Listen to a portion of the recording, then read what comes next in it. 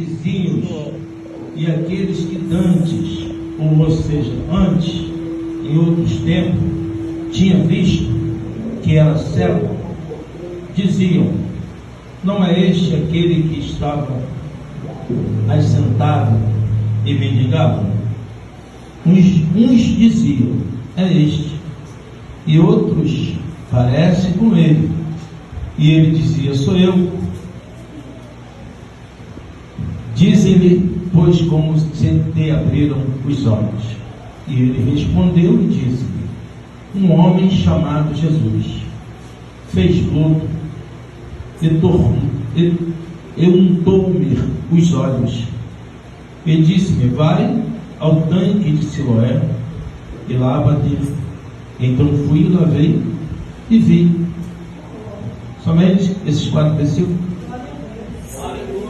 Hoje nós vamos para 900. Hoje pela manhã nós ouvimos um pouco a respeito desse texto em que o Senhor Jesus Cristo fez um milagre de uma forma que não sei se causou muito naquele tempo, mas talvez se fosse nos nossos dias atuais, algum pregador, algum homem de Deus fosse usar essa técnica que o Senhor Jesus usou, eu acho que causaria muito espanto e muito comentário. Nesse texto, nesse contexto, o que houve muito comentário e espanto foi a restauração da visão daquele homem. Eu não sei se os irmãos conhecem bem esse texto, mas no início, capítulo de número 9 de João, ele tem 41 versículos dentro desse capítulo. E esses 41 versículos, se os irmãos quiserem depois, com o tempo, revisar, fazer uma revisão, ler, vão encontrar uma história bem interessante, uma história verídica, uma história real, uma história que ocorreu, um grande milagre na vida de um homem que era cego desde o ventre da sua mãe.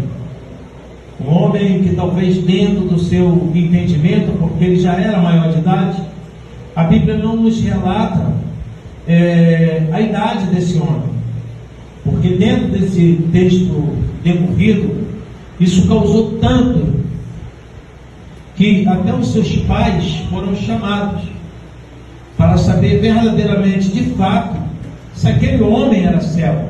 Porque houve um julgamento, um interrogatório, falei. Houve um interrogatório bem assim, ferrenho, porque na mente dos fariseus eles achavam, subjugavam, lógico, evidente, porque eles não conheciam nem tinham o poder da cura. Para eles aquilo jamais poderia ocorrer. Um milagre tão grande, de tal natureza, talvez até no nossos dias de hoje possa causar também um espanto.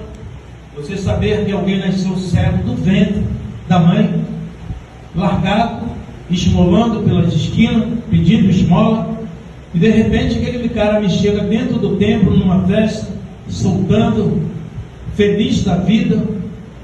E o que chamou mais atenção foi dos vizinhos. Eu já abro um parênteses aqui, que quando alguma coisa de boa acontece na sua vida, quem mais vai testemunhar? Os teus vizinhos. Se for bom, glória a Deus, amém? Se for tragédia, se for coisa ruim, vamos fazer julgamento, mesmo indevido, sem merecimento, nós vamos fazer julgamento precipitado, vamos te apontar, vamos te acusar. Só que nesse caso aqui, o que causou é que esses vizinhos ficaram pasmo também, se nós ouvisse, ou seja, contemplasse um milagre tão grande. Jesus curou, e os vizinhos: mas não era esse homem?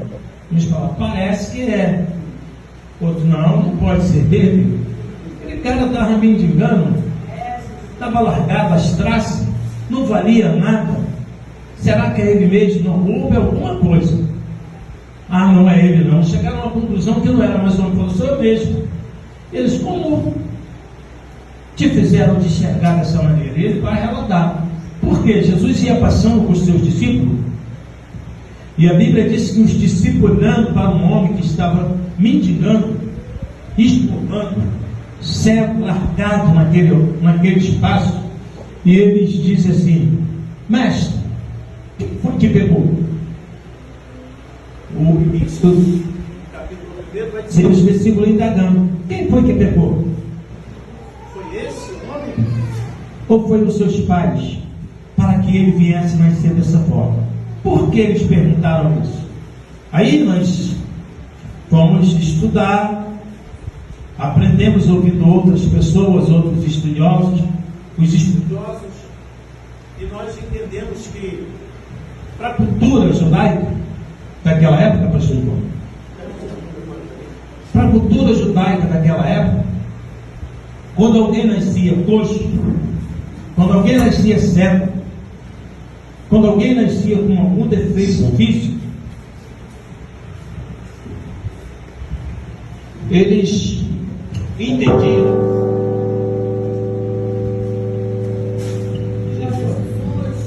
entendiam erroneamente, irmã Aparecida, que logo aquela pessoa era um miserável que tinha nascido por conta de um pecado e estavam cheios de pecado. Muitos naquela época, muitos pais abandonavam seus filhos. Eles tinham tipo uma lei que dava